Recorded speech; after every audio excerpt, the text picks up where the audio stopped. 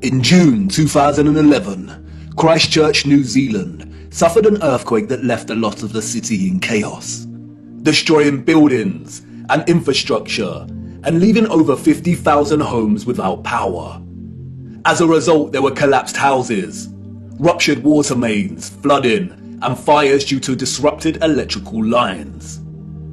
Due to the strong ground motions and intense shaking, part of the city experienced a strange phenomenon known as soil liquefaction. Sand boils emerged from asphalt roads, toppling and sinking cars, and causing boulders to fall from hills, resulting in more home damage.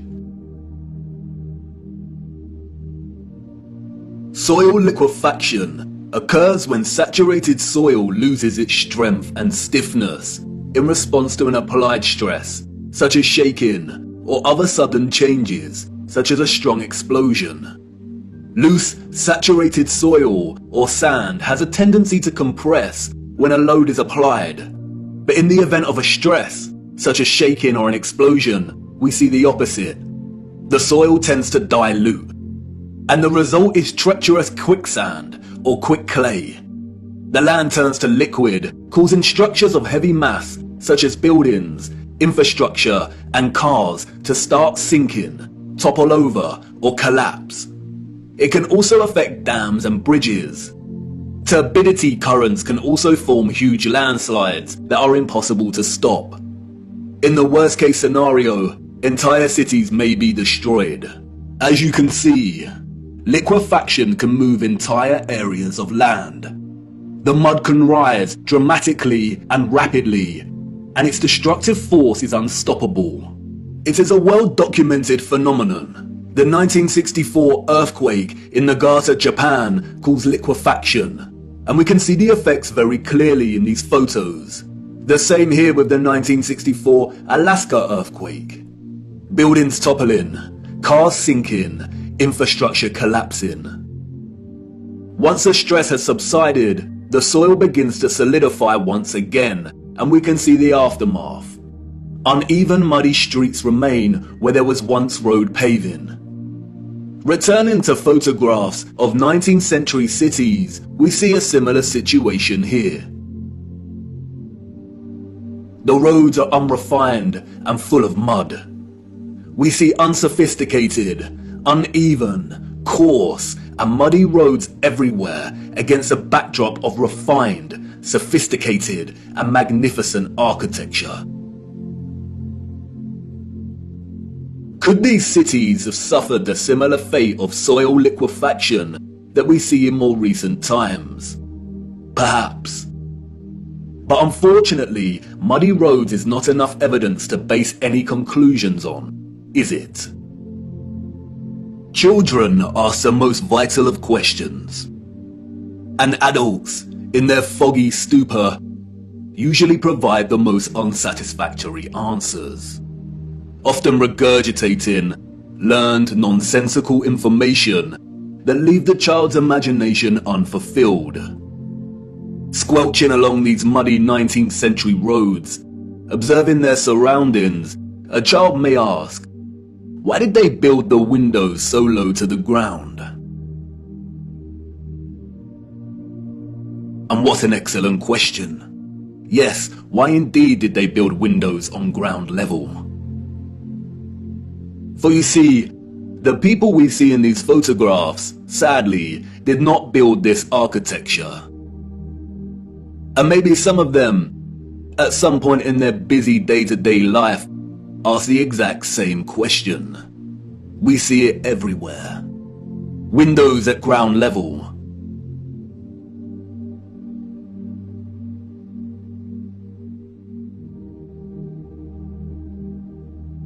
Windows partially below ground level.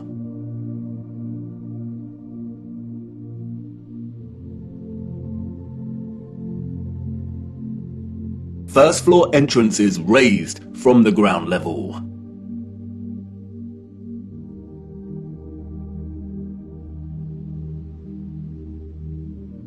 Steps leading down to entrances below ground level.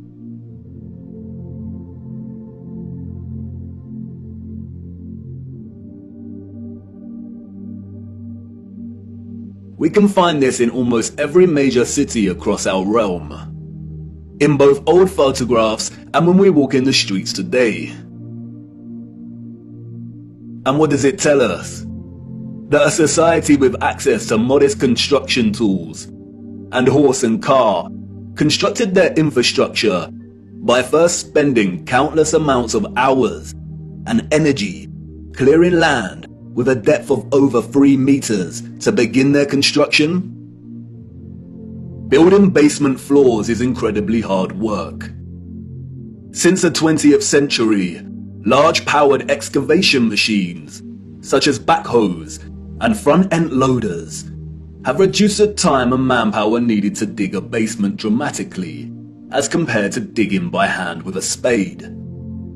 Perhaps you could say that our historical ancestors were just that dedicated to the architecture they built. And you could say that many of the sunken buildings we see are actually due to elevations and depressions in the natural landscape. The official narrative, which is always full of inconsistencies, perhaps would suffice if it was not for contemporary excavation.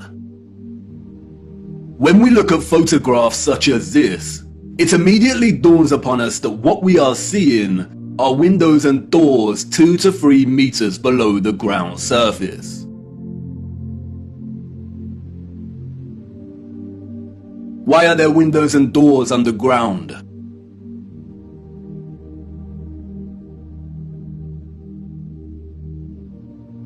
What is this that we see in our cities?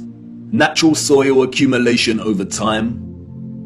Geologists have never been able to ascribe a consistent value to worldwide natural topsoil accumulation, because it is impossible. Some regions of our realm experience consistent topsoil accumulation, whereas other regions actually experience consistent erosion. Many historians and archaeologists have noted that many cities over the centuries have been destroyed through war and natural phenomena such as earthquakes, volcanic ash, and flooding.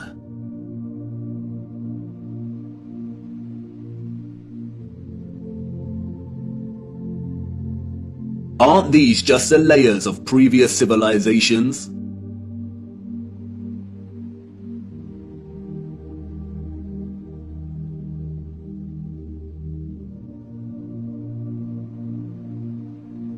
No, they are not. We see over and over again whole floors of buildings consistent with the architecture existing above the layer of ground.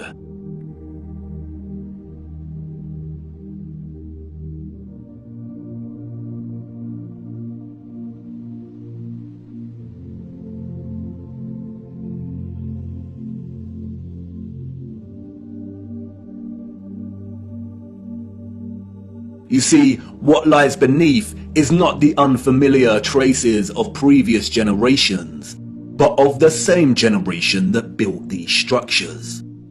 And once you really see this kind of sunken, buried infrastructure that exists in such prevalence across our world, you can never unsee it.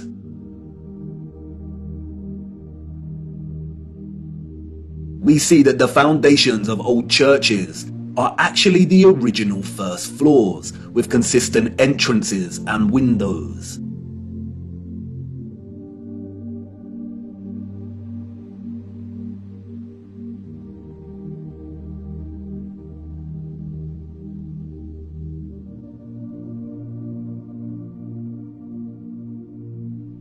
We see mosaics unearthed. We see pillars, columns and arches that were originally much larger, and it was the layer of soil that reduced their size, as if they weren't big enough to begin with.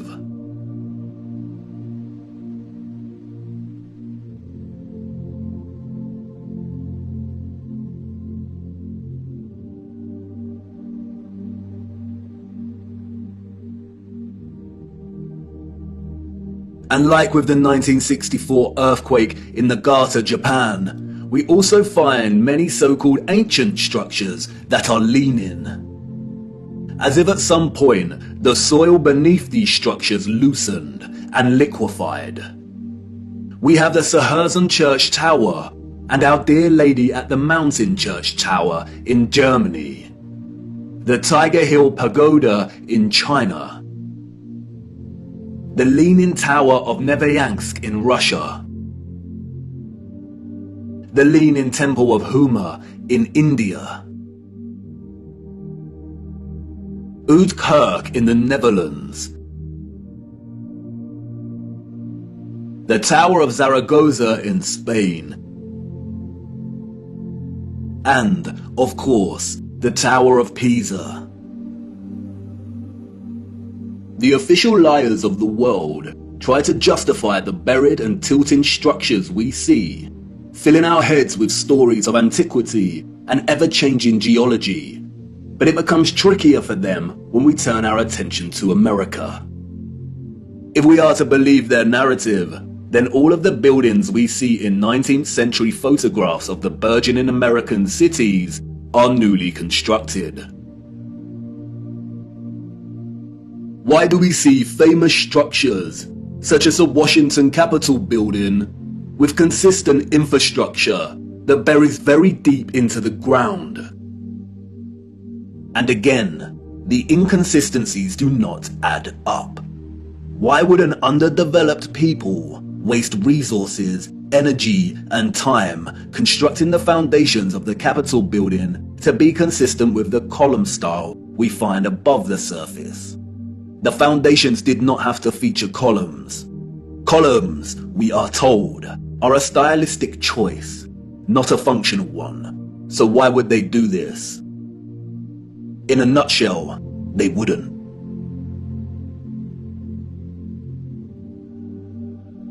We see images that suggest that the people of the 19th century were actually concerned with moving a lot of the vast amount of mud we see, leveling the ground and excavating existing structures.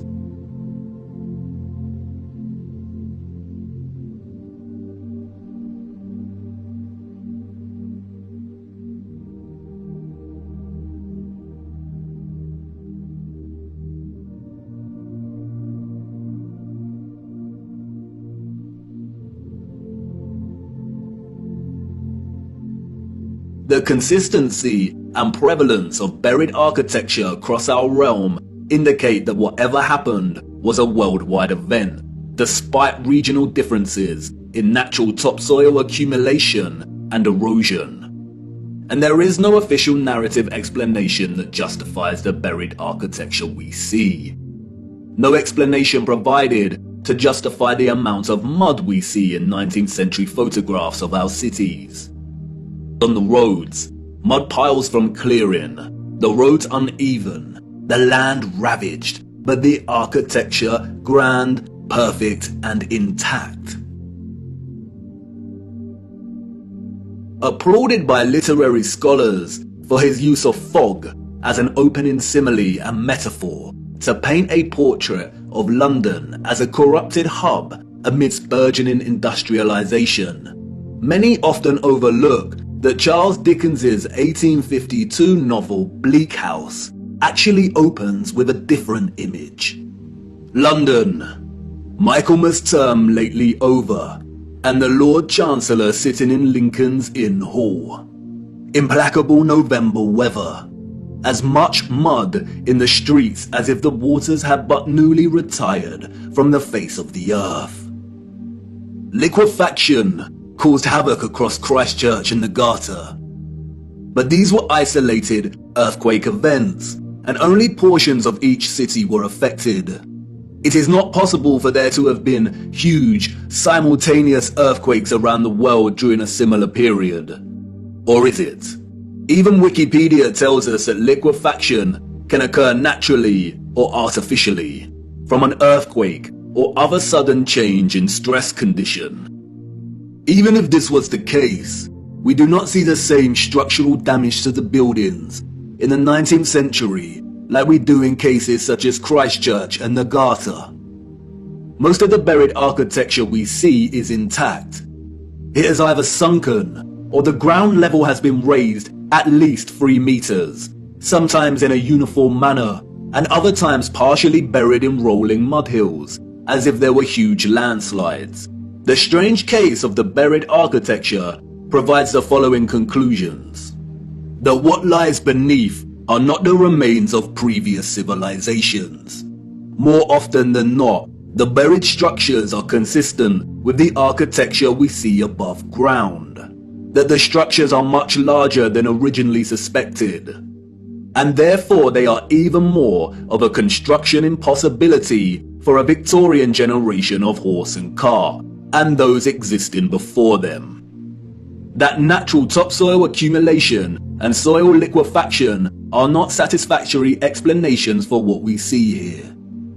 Whatever took place had to be something much larger and widespread, such as a natural or artificial earthly cataclysm of sorts. As many of the photographs show, many citizens of the 1800s were responsible for moving much of the mud, leveling the ground, and excavating buildings, which suggests that whatever happened had happened very recently in their past. The complete absence of a reasonable, mainstream justification for the buried architecture we see suggests that the controllers of our realm are deliberately trying to hide whatever happened.